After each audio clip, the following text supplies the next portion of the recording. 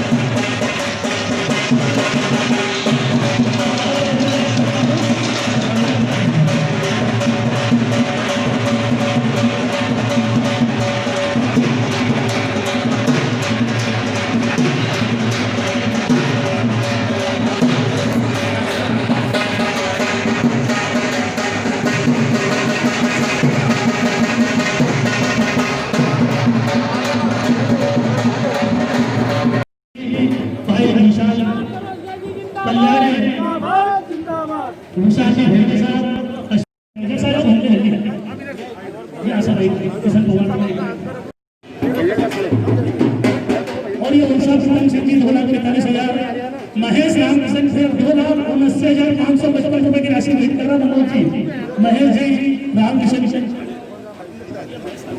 96 रुपए की राशि। प्रिंसिपल साहब सुरेश जी करोसिया सज्जन जी की बिना को प्रारंभ करते हुए संस्था के इस प्रकार से ये राशि करीब 1,10,000 रुपए का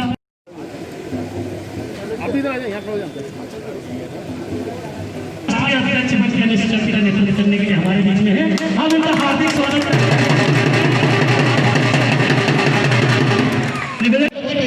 हमारे बीच में उनका स्वागत और अभिनंदन है। वही हमारे अनुसूचित मोर्चा के इंदौर नगर के अध्यक्ष मेरे भाई, मेरे युवा साथी जो मेरे साथ जिन्होंने बहुत कार्य किया है, हम दोनों साथियों ने विनय जी पटेल साहब थोड़ा सा निवेदन है मेरा, भाई साहब जरा खड़े नहीं कुर्सी पे स्थान ग्रहण करें। भैया दोनों भैया अजीवाल जी राजा साहब अपने साथियों के साथ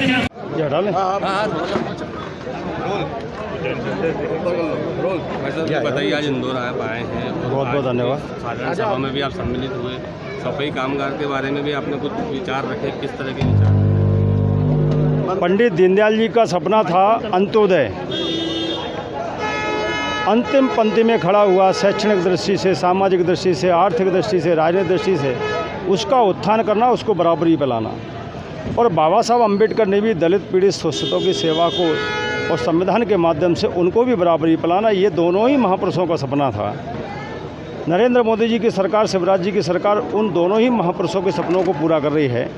अनुसूचित जाति मोर्चा के अध्यक्ष के माध्यम से उनके सपनों को पूरा करने के लिए अनुसूचित जाति के क्षेत्र में नीचे तक संगठन का ढांचा खड़ा करना और देश में कोई अनुसूचित जाति के लोगों को भ्रमित करता है, षड्यंत्र करता है, उनके इतिहास, उनके विकास में रोड़ा बनता है, तो मुझे लगता है ये भ्रम खत्म करने के लिए भी मोर्चा कहीं ना कहीं काम करेगा।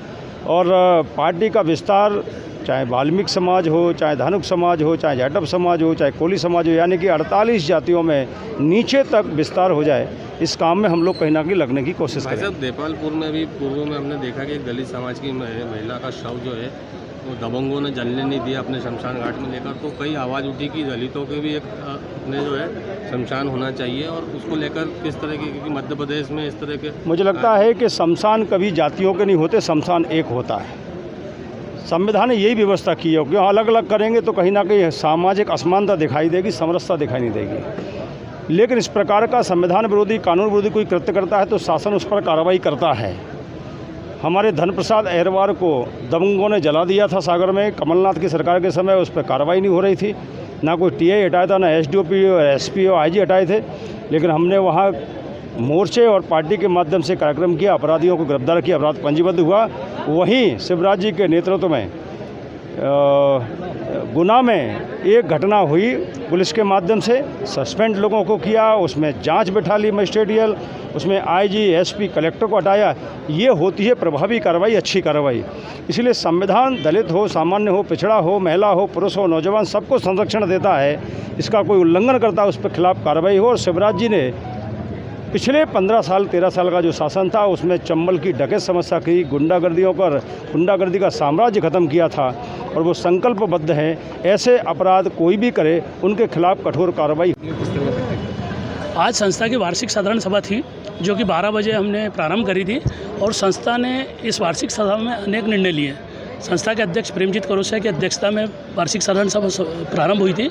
उसमें संस्था के लिए भवन खरीदी का जो प्रस्ताव 3 साधारण सभा में स्वीकृत था, उसकी पुष्टि करते हुए भवन खरीदी के लिए आयुक्त सहकारिता से पत्र देकर उनसे स्वीकृति लेना, और इसी तरह संस्था का जो लोन हम 3 लाख रुपये तक बांट रहे थे वो 1 जनवरी से हम 4 लाख रुपये वितरित करने जा रहे हैं। वहीं गेना, हम जो लोन हम 1 लाख रुपये तक का गेना देते थे, अब 1.5 लाख रुपये तक का गेना हमारे सदस्यों को देंगे। साधारण सभा में निर्णय हुआ बच्चों को निःशुल्क कापियों का जो वितरण होता है उस पर भी हमारी चर्चा हुई। उस पर भी हमारा ये रहा है कि अगली बार जो हमने कापी बांटी थी 1000 थी, इस बार कम से कम 2000 कापी हमारा बांटने का लक्ष्य रखा है। उसी तरह खेल के क्षेत्र में भी कार्यक्रम करते रहें। ये सब विषय, विभिन्न विषय थे जो कि साधारण सभा में स्वीकृत किए गए। साधारण सभा के पश्चात एक, चूँकि कार्यक्रम में टेंट खर्चा और अन्य प्रकार के जो खर्चे होते हैं उस आगे फिर कार्यक्रम करना पड़े सदस्यों को अपनी अंतिम राशि का चेक देने के लिए, तो इसी कार्यक्रम के बाद हमने साधारण सभा के बाद इस टेंट का उपयोग करते हुए संस्था का जो पैसा बचाया, लाइट का उपयोग करते हुए साउंड का उपयोग किया, जिससे कि हमारे 2 कार्यक्रम नहीं होते, एक ही कार्यक्रम को हमने समय दिया। और 1:30 बजे बाद हमने एक समारोह रखा था जिसमें हमारे एक सदस्य